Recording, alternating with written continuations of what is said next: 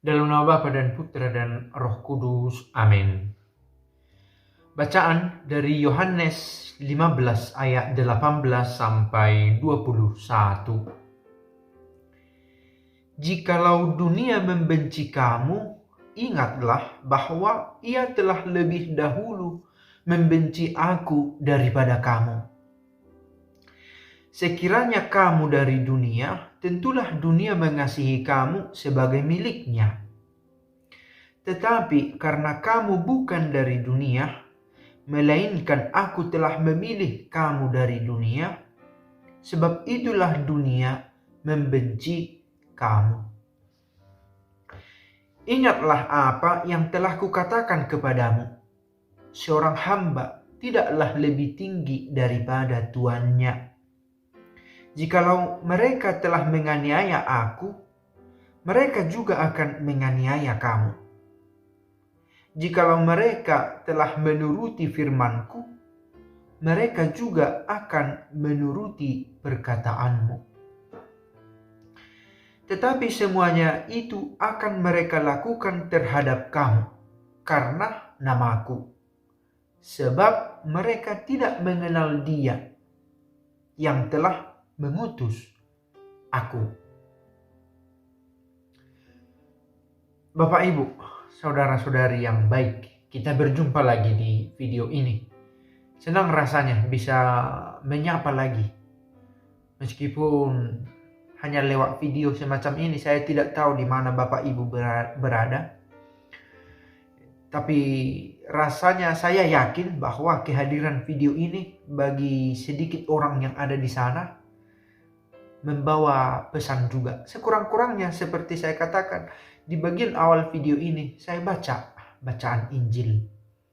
Bukan saya yang menyapa, Kristus yang menyapa lewat sabdanya dalam kitab suci. Nah, sekurang-kurangnya dari ayat ini ada beberapa hal yang bisa kita ambil sebagai renungan untuk dinikmati. Mudah-mudahan masih ada waktu untuk Bapak Ibu menonton video ini. Jikalau dunia membenci kamu, ingatlah bahwa ia telah lebih dahulu membenci aku daripada kamu. Mengikuti Yesus bukan berarti kita itu menjadi disenangi semua orang. Gampang mengatakan ini, tapi dalam prakteknya ini bisa menjadi cobaan besar juga. Sia-sialah saya beriman kalau begitu. Dan jangan-jangan kita terpikir hal semacam itu ya.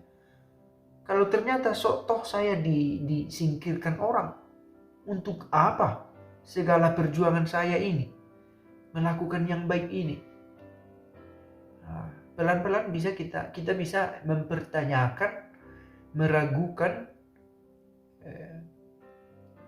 nilai yang sedang kita cari untuk mengikut Yesus ini. Tetapi apakah ini artinya buruk kalau dunia membenci? Siapa dunia? Kita pahamilah itu sebagai kesementaraan ini. Begitu ya. Dan orang-orang yang mendukungnya. Kesementaraan. Yang menyangkut kepentingan badaniah tubuh. Ia telah lebih dahulu membenci aku daripada kamu. Kita tahu kisah Yesus itu. Ia disalib. Ia mengalami sengsara dan wafat. Sampai wafat di kayu salib. Sekeji itu. Kan begitu ya. Nah, Yesus menunjukkan bagaimana hubungan Dia dengan orang-orang yang mengikuti Dia. Hal yang sama akan dialami oleh orang-orang yang mengikuti Dia. Tapi harus diingat, dengan mengatakan ini, kebencian dunia terhadap Yesus itu terjadi karena Yesus itu dalam dirinya mengejar kebenaran. Mengejar dalam arti di sini menunjukkan kebenaran, memperjuangkan kebenaran.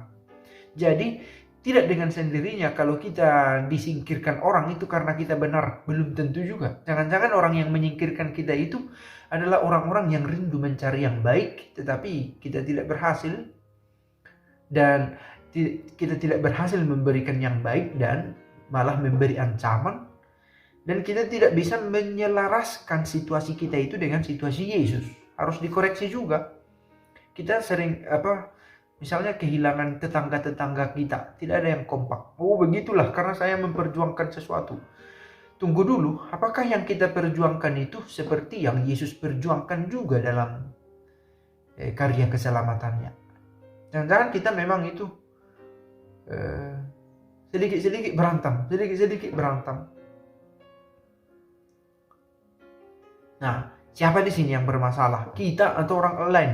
Maka yang saya mau katakan di sini, tidak bisa juga kita sejajarkan dengan langsung ya. Ada begitu yang bawaannya mau harus konfrontasi begitu. Harus berbeda. Ada konfrontasi, ada beda pendapat. Dan selalu bawaannya katakanlah adu mulut. Tegang bawaannya. Nah, apakah ini demi nilai yang benar seperti yang Yesus lakukan sehingga ia harus disalib, atau karena kelalaian kita mengikuti Yesus? Tetapi bisa diuji dari sini. Menarik ayat terakhir ini.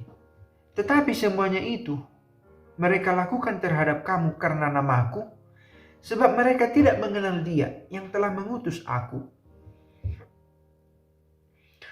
Saya mengingat satu kutipan dari tulisan Papa Gereja.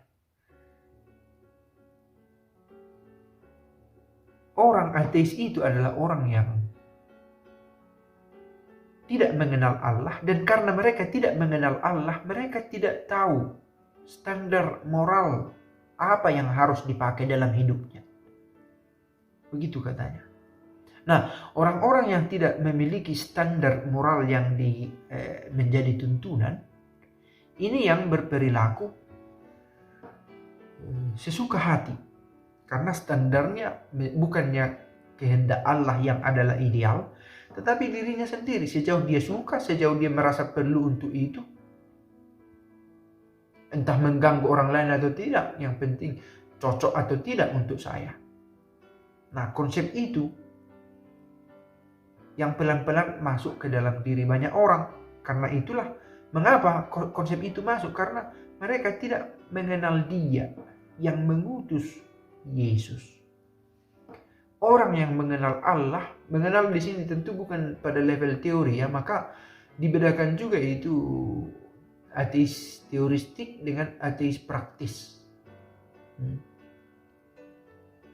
Praktis dia dalam prakteknya, meskipun di KTP tertulis Katolik, di rumahnya ada salib besar-besar rosarionya, kitab sucinya lebih dari satu, ada di kamar, ada di dekat bantal, ada di rak buku. Tapi praktisnya ateis, menolak untuk minta tolong, untuk bertanya, untuk mau diarahkan oleh Allah. Nah, semua yang buruk itu menyerang Yesus dan pengikut-pengikutnya itu dilakukan terhadap kamu karena nama aku, sebab mereka tidak mengenal Dia. Sebab orang-orang ini tidak mengenal Allah. Jadi dasar dari semua ini adalah mengenal. Maka mengapa Yesus dibenci? Karena tidak dikenal karyanya. Penting sekali pengenalan. Tak kenal maka tak sayang. Bisa juga kita maknai di sini ya, lebih dalam lagi tentu. Pada level yang sederhana, kalau itu bisa diterapkan dalam pertemuan-pertemuan. Tetapi kalau kita maknai lebih dalam ini, tak kenal maka tak sayang memang. Kan saya berpikir-pikir juga ya, di sini banyak sekali orang dengan penampilan yang menarik.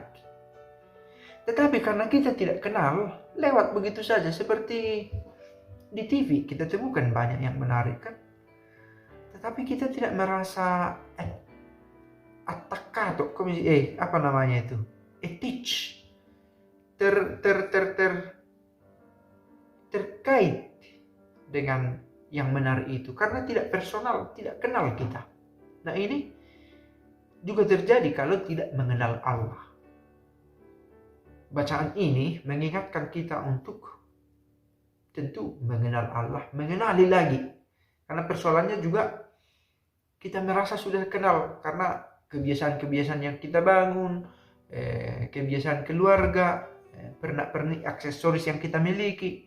Oh, saya Kristen, saya Katolik, saya mengikuti Kristus. Tetapi bagaimana tingkat kedalamannya?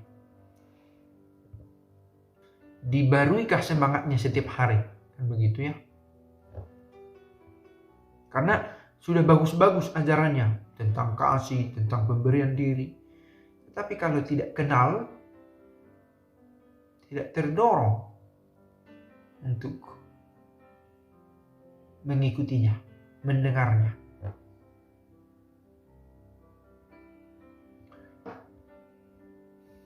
Syukur kepada Allah kita masih diberi kesempatan untuk merenungkan bacaan ini dan melihat-lihat di kehidupan kita ya.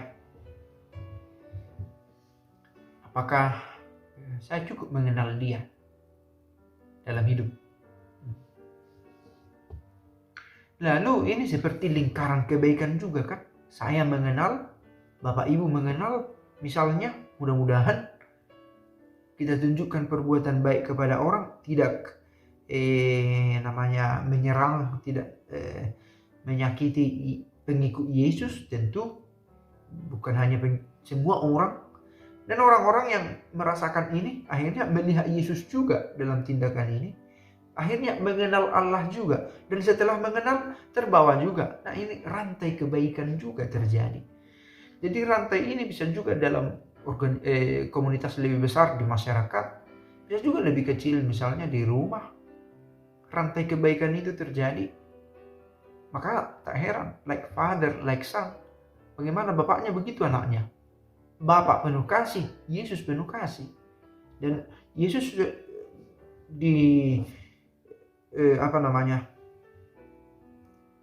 dalam nasihatnya Yesus berkata, seperti Bapa mengasihi aku, demikian aku mengasihi kamu. Ia mengenal Bapa, karena ia mengenal Bapa, ia tahu cara mengasihi seperti Allah mengasihi. Nah, sama halnya juga, lakukanlah itu.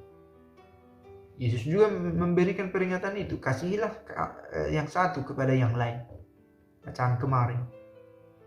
Nah, kita tahu ini ideal, ide dalam dunia pemikiran kita, dan inilah pengenalan pertama kita, yang kemudian kita perjuangkan dalam hidup sehari-hari.